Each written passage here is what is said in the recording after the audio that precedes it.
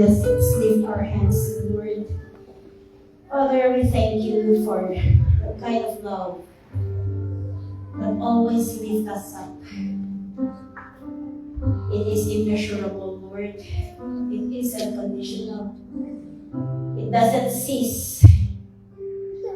Father, thank you for loving us so much. It's sacrificial and it is everlasting. Thank you for that love that touched our heart.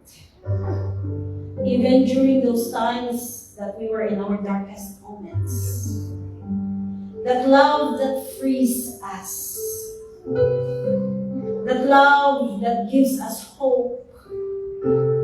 And that love that guides us along the way. Lord, thank you. Father, we continue to open our hearts to you. We receive your love.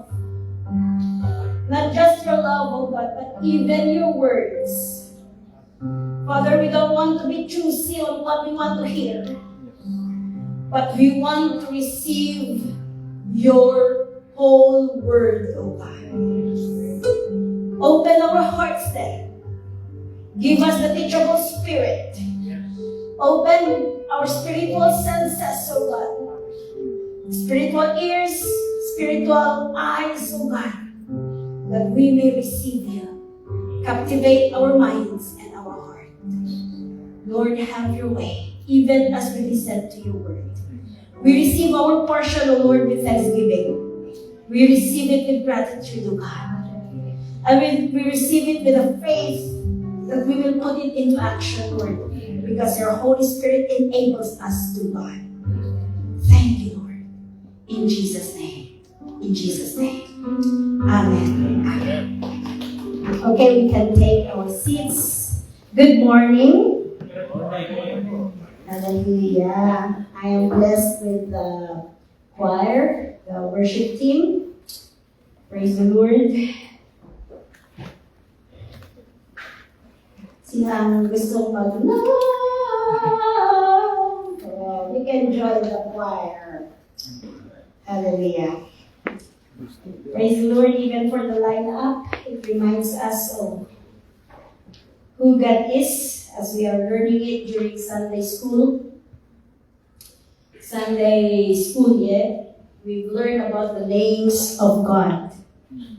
You know what? If we just understand the names of God and how we use it, because God reveals himself through his character, right? So, if we just understand all the names of God, wow, it is very encouraging. It will be our anchor. Every time we feel down, every time we feel discouraged, and we remember, Lord, you are my Jehovah Shammah. Oh, ever-present God, you will never leave me nor forsake me. You are my Jehovah Shalom, my peace. You are my Jehovah Emkadesh, the God who sanctifies, especially if there are times that you are so guilty. And sometimes it's so hard to fight guilt. Someone was just sharing, I cannot forgive myself because of my guilt. And she cannot move on in her life because of guilt. But you know, the Lord has presented himself to be our Jehovah Emkadesh, the God who sanctifies. There are many names of God in the Bible. It's not just the ones that we have learned during Sunday school. He is even the lifter of our head. Amen. When times that we are so shameful towards God that we don't know how to, parang nahihiya tayo sa Kanya. He is the one who will lift our head and look up on me, my child. Don't be embarrassed. Just look up on me. What else do you know about that? He has lots of names. I hope na it's nice to experience God. Amen. Do you like encounters with the Lord? Do you like to experience Him? But don't think that God is just loving. Don't think that God is just merciful and compassionate. He is also a God of wrath. Sometimes we are just so focused on positive na, oh, nagmayat, I am being loved. He is also a God of justice. Amen? A God of holiness. A righteous God. He is holy God. And that's what we're going to learn about today. In Hebrews chapter if we open our Bible in the book of Hebrews chapter 12 from verse 14. Okay, dyan lang. Our lesson today is very short. It's from verse 14 to 17. Oh, 3 verses. But I will just add a little bit in the middle of it. Okay, can we all read that one? Make every effort to live in peace with everyone and to be holy. Without holiness, no one will see the Lord. So make every effort. When we say make every effort, do something about it.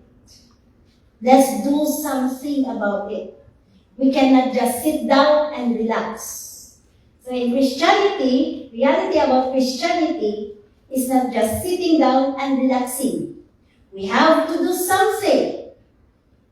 On what? To live in peace with everyone, forgive, let go of offense, settle what needs to be settled. Number 2, holy. Holy. Ano bang ibig sabihin ng holy? Holy is someone who is set apart. So if you are a child of God, you are set apart. If you are a child of God, are you a child of God? Amen. Do you want to be holy? Amen. I cannot hear you. Do you want to be holy? Amen. We need to be holy. Bakit? Without holiness, no one can see the Lord. No one will see the Lord. And we as much as possible, we want to see God. Amen? We want, even here on earth, we can see God. See that literally. We can see Him in our lives. Because God is a holy God. He is a holy God. You know what? I've been praying for quite some time. Sino di awang pulos kalukwanan ito eh? Baka kulay mo na siya. You know what? Kaya Apo, I've been living my life sometimes doing my will. I've been living my life sino di awan secret sins na dito eh. Iiyak ko ngayon ako lang nagalima. Wow. Lord, but I want to live a life of integrity. I want to live a life of righteousness, of holiness. Holiness is outside immorality. Immorality. So we cannot continue to do immoral things and continue to worship the Lord. It's sakam. Amoy di sakam? Alam mo ang sakam? Alam niyo ang sakam ba ang Tagalog? Sakam. Oh, okay. Nakakaintindihan tayo. We cannot just continue to live our lives na sakam. One is immoral. One is, sabihin natin Christian, and then walk like this. No. Para tayong maglalakad ng gano'n, it's not proper. Isn't it? So, holiness is not, the world today is getting darker and darker. The world today is getting evil and evil. The world today, what is not right in the eyes of God, it is becoming right. That is the world today. So we have to be careful on what we agree, on what we believe. Hindi porket the crowd is going, Sabi ko, if you're in a crowd of believers, it's very easy to say, yes, I am a believer of God. Hallelujah! Yesterday, when they asked us to pray on Sunday, I saw the crowd. Dalawa lang table kami. Sabi ko, Lord, parang, when I prayed, my hand is like this. Sabi ko, bakit sa church hindi naman ako naggaganito? Bakit dito naggaganito kayo? Ginanong ko yung kamay ko. And I just focused, Lord, I am your child. When we are in a crowd of believers, it is very easy. But when we are in a crowd of unbelievers, that's where we are being tested, actually. If we continue to live our lives in accordance in holiness or not. Is it right? Isn't it right?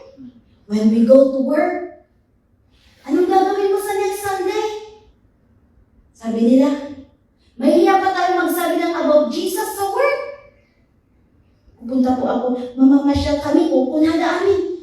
Ikaw pupunta ka ng church. Mahiya kang magsabi ng pupunta ako ng church because they might laugh at you. Naranasan niyo ba yun? Especially if you're in with your friends. Na dati mong kasamang naglalakwat siya, kasama mong nagbibingo dyan, tapos ngayon, you're going to church kaya hindi mo na sila nakakasama. It's so hard. But we need to strengthen, we need to make a decision. It is actually a decision to make, to live for Christ, even in the surrounding of unbelievers.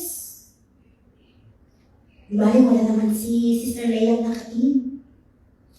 Wala naman ako mga taga-church na nakatingin. Sino ang padpada po nag-isip ng gano'n? At least inaamin ko. Ganun. Pero right now, we have to really, to really bring out our stand. Ano ba talaga ang stand mo sa buhay? Ano ba talaga ang stand natin sa ating paniniwala? Christian lang tayo pag nasa church tayo, pero hindi na tayo Christian pag nasa family tayo. Ikaw lang ang nag-join ng free believers in your family. Lahat po sila ay Catholic. We have to be honest na may conflict of belief. So will you say now, we don't fight against religion, okay? But we are standing on what the Word of God says. Amen? So, kapag kakain sa workplace, lahat kain ng ganun. Ikaw hindi ka na mag-pray kasi baka, what are you doing? Oh, you're praying! Baka kalitsawan na ka. Mga ganun, di ba? So it is something that we really have to decide. And we all need to make our decision as early as now. Why? Because persecution is coming to be intense in the coming days. There is this pro-life protester in US. He is sentenced to 6 months. US is there legalizing abortion, right? And now, he had been protesting about pro-life. And now he is sentenced for 6 months in jail. So when they ask you, what is your belief? When they ask us, what is our belief? For us, are we ready to stand against the world? That's the question now. And if now is hindi pa masyado ngayon, and if we don't make our decision talaga ngayon, we might not be ready later. So we have to prepare our hearts. even for great persecution. Amen. So, see to it. Verse, delikado to, ano? The title of this 3 verses alone is warning and encouragement. So it is warning and encouragement. Verse 15. See to it that no one falls short of the grace of God, and that no bitter root grows up to cause trouble and defile many. By the way, I like this one. This setting. No, thank you. Okay. See to it that no one falls short of the grace of God. There is no eternal security. There are many people who will teach you, once you're saved, you will be saved. Revelations, the book of Revelations, shows there that we have to repent, otherwise God will take out the light from us. We have to work out. We have to do something. We have to guard our heart. Guard the good deposit in our heart. The Holy Spirit that guarantees that we are the children of God. And if we do not guard the Holy Spirit in us, it will be taken. If we can grieve, we can grieve the Holy Spirit. But once we don't, and the Holy Spirit will continue to convict us.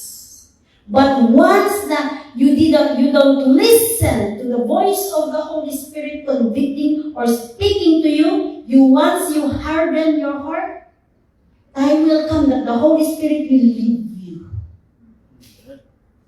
We don't want that to happen. Don't allow that thing to happen. Amen? So there is no eternal security. That is a very dangerous teaching, mga kapatid. That is because if they would tell me that I have eternal security, then I will be so lax in my life, in my walk in Christ. I don't care to encourage myself. So that is dangerous. Careful with what we listen.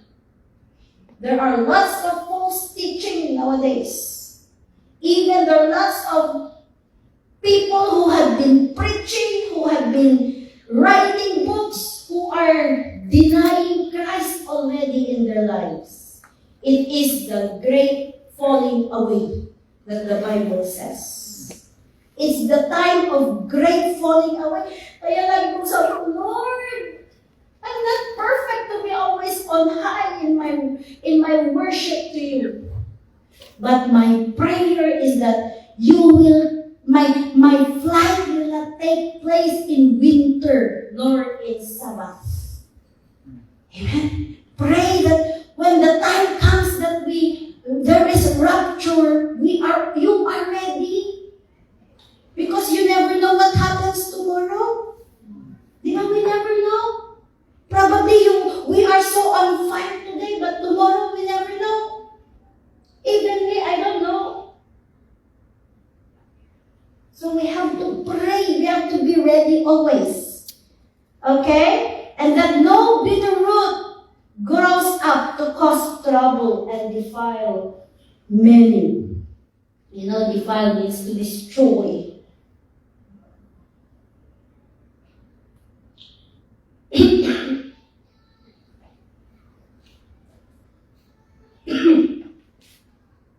Hallelujah. Bitter roots. We have to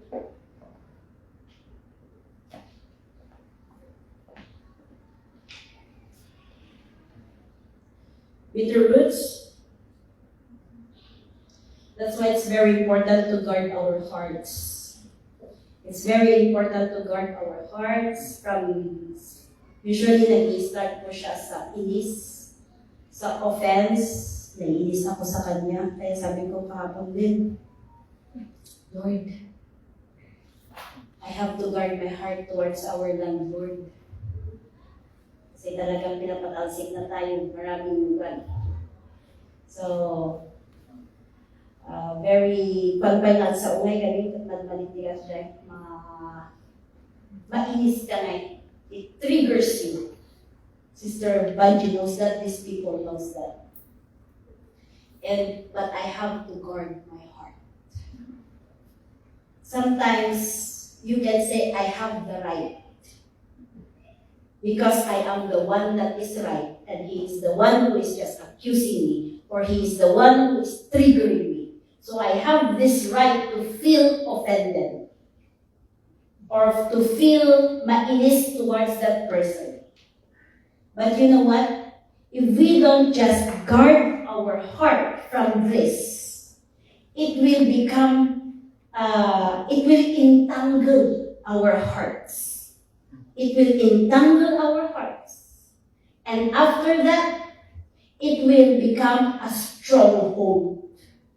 And it will become bitterness, unforgiveness, and it will eat you.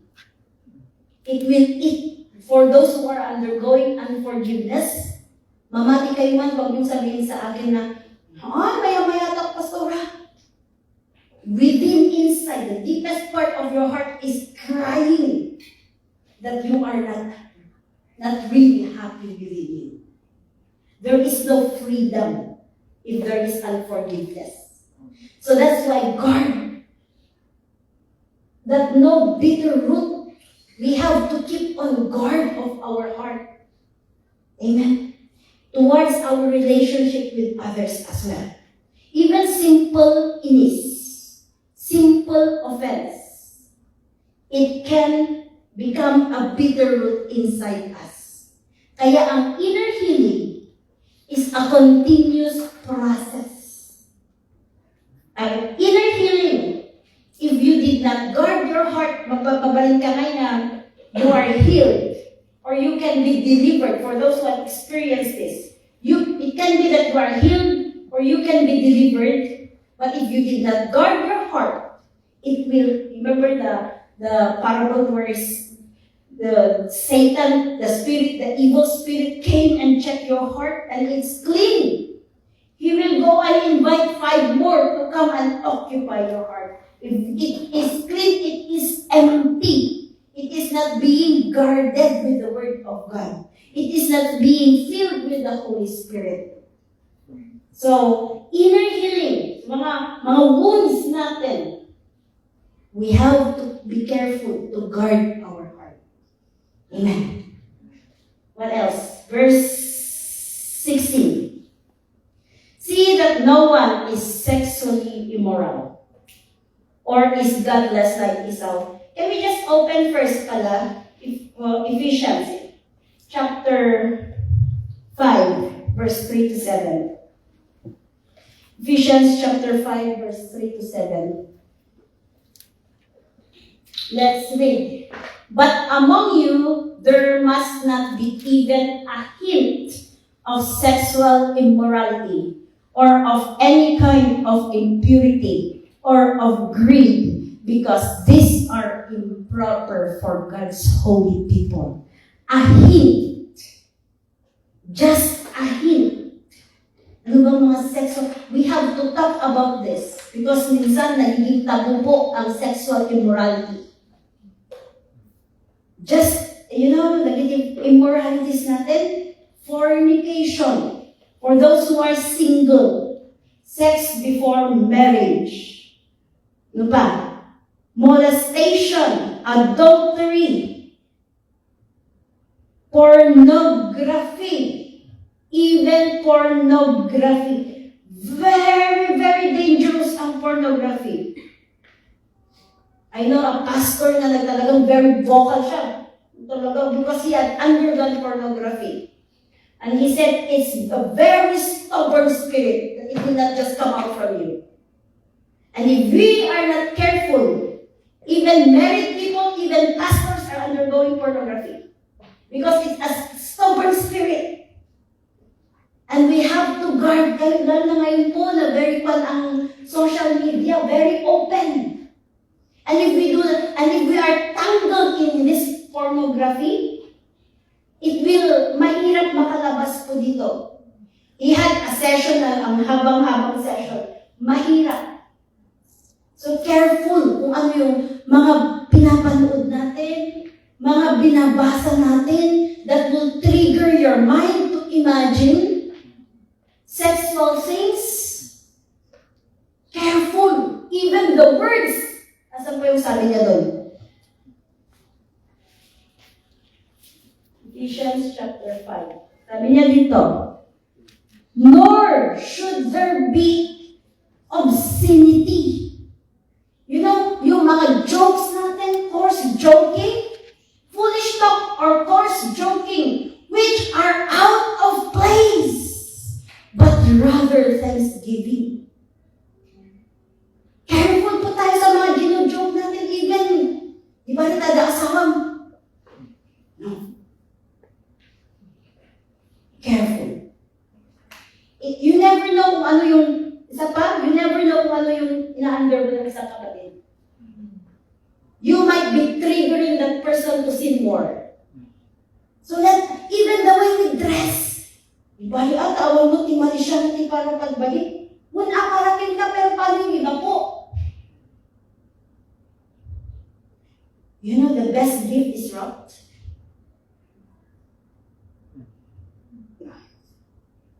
Nararap po, nakarap ang gift. Kasi kapag naka-expose yan, pwedeng ulit. Anong tawag nun? I-steal yan ng mga kaaway. Hindi mo pa nabibigay sa pinagbibigyan mo na i-steal na kaagad. So, dress properly, ladies. Amen po ba? Amen. Oh. Yung mga lalaki, may research daw, hindi ko dinanong eh. May research daw na, kapag hapit-hapit daw ang mga damit ng mga babae, hindi may iwasan na mag-isip ang mga lalaki. So, we have to be considerate. Amen. As much as possible, dress below the knee. Kasi kapag nakikita na nila ang skin dito, daw, trigger ang pagpunod nila, ang isipan nila. So, we have to be careful. Even po yung mga cleavages ng damit natin. Don't expose. Amen? Amen, ladies? Okay. Hint. You know, it's just a hint. Hindi mo pa nagawa pero may hint na. Yung sabi niya dun sa Ephesians chapter 5, but among you, there must not be even a hint of sexual immorality. A hint. Ay yung pagsulyap-sulyap lang dyan. That is a hint already. So careful with what you entertain in our minds. Kaya po kaya nga linisan natin ang mga Facebook natin. Kung ano yung mga pinapanood natin. Alright? Ano pa? Of any kind or impurity. Yung mga foolish talk or close joking. Even the way we talk, yung mga bad words. If you want to live a holy life, even your words should be godly. Even our words should be godly. Amen? Iwanan na po natin yung mga napaglakihan natin na mga bad words. It's time to put it off. If you read the Christian Living to Ephesians chapter 4, from verse 17 to the whole chapter of 5. That is the instruction for Christian living. Hallelujah. Ano pang sabi niya dito? For this, you can be sure, no immoral, impure, or greedy person, such a person is an idolater. Pag greedy daw tayo, naging idolatry na yun. Such has any inheritance in the kingdom of Christ and of God. So if we keep on living our lives in immorality, in impurity, if we keep on living Kaya kailangan natin ma-empower ng Holy Spirit. Yeah? Because we cannot do it in our own. The Holy Spirit will enable us to overcome yung mga impurities natin, mga immoralities natin, even yung the way we think. Careful, because renewal comes from here. Starts from here, I mean. Renewal of the life of being born again. If you really want to experience the born again experience, we need to renew our thinking. And willing to let go of the things that needs to let go. But if we cannot let it go, mahirap po. Kaya, desire to have a heart that is teachable. Amen? Because kapag teachable po tayo, mas madaling i-let go. Pero kapag hindi tayo teachable, mahirap po. Alright. Let no one deceive you with empty words, for because of such thing, God's wrath comes on those who are disobedient. Therefore, do not be partners with them. God is a God of wrath. But we don't need to experience Him as like that. Did I make myself clear? God is a God of wrath. But we don't need to experience Him as like that. Do you want to experience the wrath of God? Then obey. Sabi niya dito, because of such thing, God's wrath comes on those who are disobedient. Our disobedience triggers the wrath of God. So let us, Lord, give me a heart that obeys. Amen. Let's go back to Hebrews. Malapit na tayo. Marami tayong gagawin ngayon. So, especially for those who are going to Sydney, they will be my water baptism pa mamaya. And there are lots of things to do. Verse 16. See that no one is sexually immoral or is godless like Esau, who for a single meal sold his inheritance rights as the oldest son. Who is Esau? Do you remember Esau? Jacob's twin brother, na he came out first. So, twin sila. Pero Esau came out first, so he has the birthright. Jewish tradition, if you're a first child, kapag first child ka, ay bless na bless ang mga first child. Sino mga first child dito?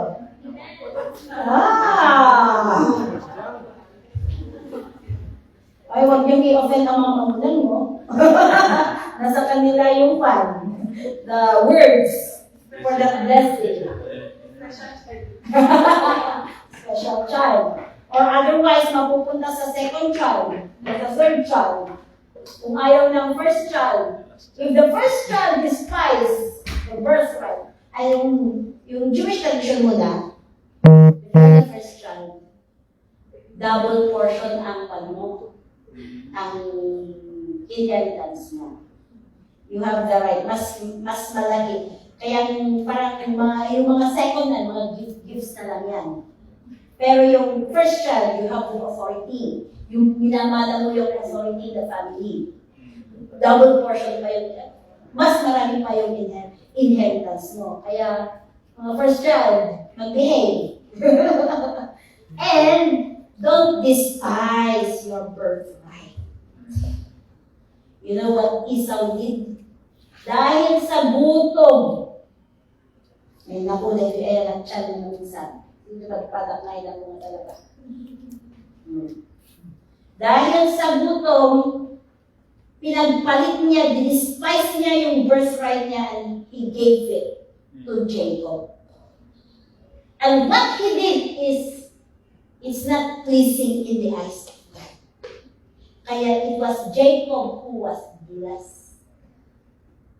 Now, ngayon pa pala tayo. Romans chapter 8, verse 17. Ngayon, let us see our position in Christ. Romans 8. Okay, can we all read? Now, if we are children, then we are heirs, heirs of God and co-heirs with Christ. If indeed we share in his sufferings, in order that we may also share in his glory. Hallelujah! So, we are co-heir of Christ. Ano ibig sabihin nito? Yung authority that he has, the privilege that he has, we have that same kind of privilege. Amen.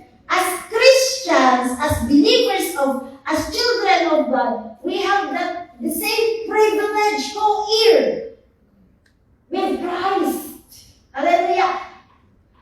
And dahil yung privilege, itong privilege, you take care of it. So, sabi ko sa katabi mo, don't sell your birthright. Don't sell your inheritance. Lahat tayo meron nun. You know what? Sometimes, in the middle of pressure, like what happened to Esau, he was pressured by the need of his stomach. So he despised it, you see. Sometimes, yung sabi nga ng Sister Ruslan, actually, it's a test again. It's an ending test. Pastor Larry is not eligible about everything with regards to visa. Because his experience in Japan is an old experience. And for him to, even for 07 visa, he's not eligible. And for him to undergo skill assessment, he needs to have a year experience within 3 years. So his last experience was 2020 in Japan. And then he went home in the Philippines, no experience, and came here, and started working as a welder last February. So not eligible. My visa is approaching. I'm being, I'm in very bridging visa. And anytime visa comes. And my agent was so honest with me. Australia is trying to expel people out from Australia. Right? And my immigration history is not pleasing to the immigration history of immigration of Australia. Very slim immigrant rate. Even if we do appeal, we cannot apply for another visa. We have to do it offshore. So we have to leave the country just to apply for another visa. So, you don't know what will happen. We are in the middle of pressure,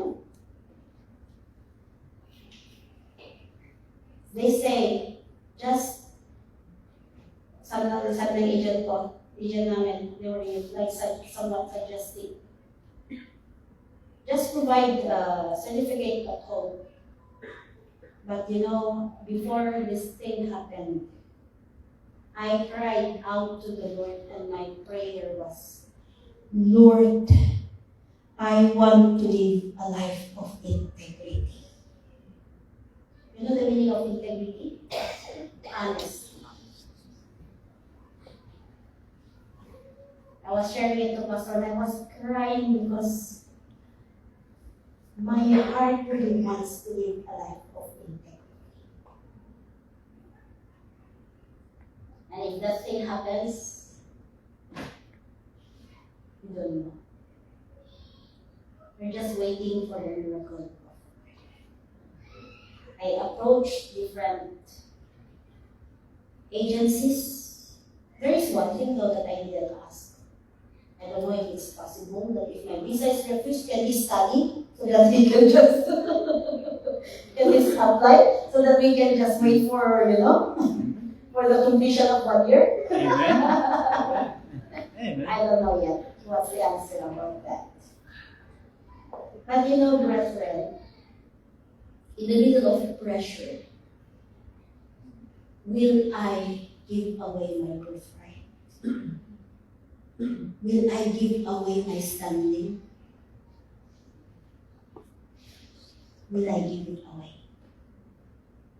It's so easy if you're not pressured. But once you are there, it's so hard. Actually, this knocked me down, but praise the Lord, He lifts us up.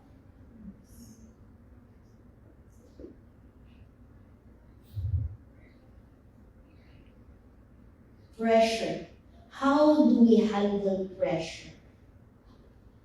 Do we lift it up to the Lord, or we try to solve it in ourselves, by ourselves? Let's, lagi ko yung nag-alalan tayo. Even when, but self-will, actually, even may self-will, ang mga kagustuhan natin, sometimes is the greatest evil. Self-will. Ano yung self-will ni Esau? Gusto na niyang kumain kaagad. Yung pala ang kapalit ay yung birthright niya. Short-term pleasure. Kung minsan, we can exchange our birthright with short-term pleasure. Ay, di balita pa. Agiinom kami lang dito, ikabit lang. Mayat kami mga magkakasama. Alam na ako lang ang nawawala. Short-term pleasure. But you exchange already your birthright. Don't despise. Let's not despise our birthright. Amen. God is looking. God is watching. And God knows what He is doing. Amen. We just need to trust Him. Amen. So we did our plan B. We made our plan B. While waiting, whatever, but I'm not saying that I don't believe in God. I still believe in the miracle of the Lord. Plan B, we'll see. No, but basta na tayo, that's why it's time for us all to rise up. Amen. Amen. No matter where we go, no matter who is leading, no matter who is preaching, no matter who is the worship leader, ayaw ko yung boses niya, ang tinis. Ayaw ko yung pagmumukha niya napapangas.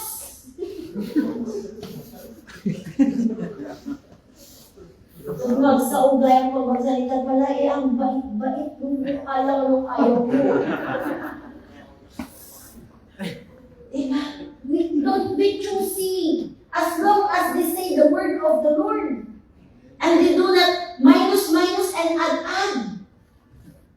The exact word of the Lord. Even kapag, feeling ko kapag siya nagsasalita, inaantok ako.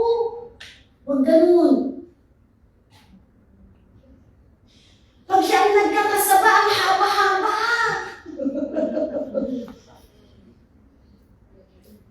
Ano ba?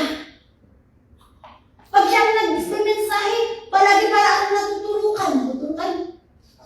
Natatamaan. Alam niya kasi buhay ko. Huwag ganun. Amen? Amen. Let us all work out individually our salvation. No one will be working for you. We are just helping one another. You are helping me, and I am helping you. But it's up to you if you want to be helped or not. Amen? Amen. Magpa-encourage po tayo. Mag-rise up na tayo. We will arise and fulfill our destiny. We will arise and fulfill our destiny here in Perth. Amen. Amen. It's not an accident that we are here.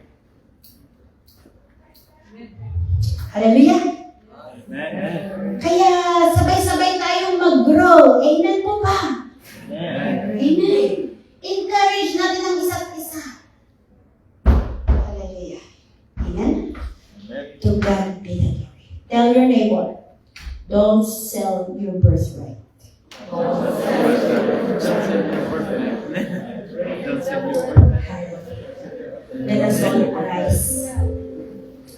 Let us all arise. As I said a while ago, we never know what happens tomorrow. Ask the Lord what you need. If you feel weak right now, ask God to strengthen you. If you feel discouraged right now, ask God to encourage you. If you feel disturbed or confused right now, ask God to give you peace. If you feel like you lack faith, like the disciples did, they asked the Lord to increase their faith. Do a personal prayer. God is listening. God is listening to the heartbeat of your heart, to the desire of your heart. You just need to open your mouth and ask Him. Ask Him. Hallelujah. Thank you, Lord. Thank you, Lord.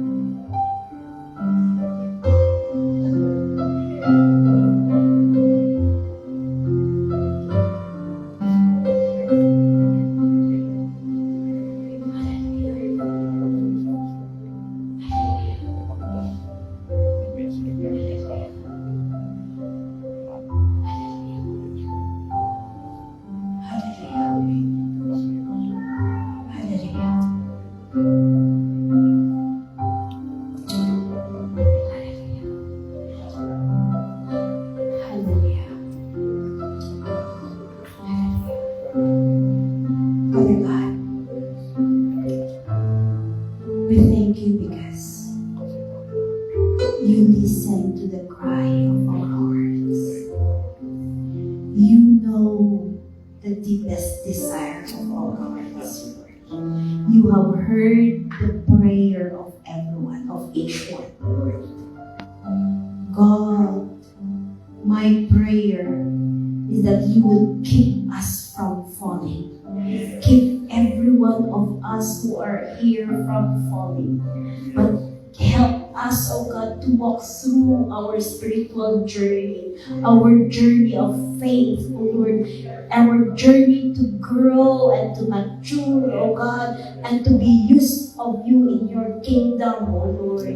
We don't want, Lord, to be left behind, but I pray that you would preserve each one, oh God. Preserve us, Lord, in our spiritual journey, oh God. Hallelujah. Lord, thank you for answering the desires of our heart. And may you continue to bless everyone who received your word. Thank you, Lord. Let this word be kept in our heart. And let this word become alive, Father, in our lives. Thank you, Lord. Thank you, Jesus. Lord, we offer to you our lives. Thank you, God. In Jesus' name. In Jesus' name. Amen.